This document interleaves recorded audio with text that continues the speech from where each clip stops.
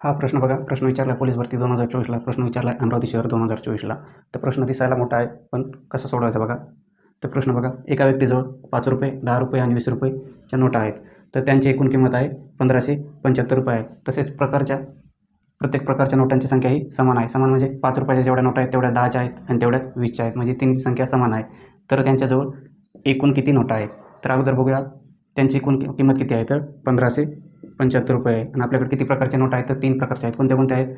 5च्या आहेत, 10च्या आहेत आणि 20च्या आहेत. यांची करूया आपण बेरीज. बघा यांची बेरीज किती येते? 20 आणि 10 30 आणि 5 किती होतात? तर 35. मग आपण काय करूया?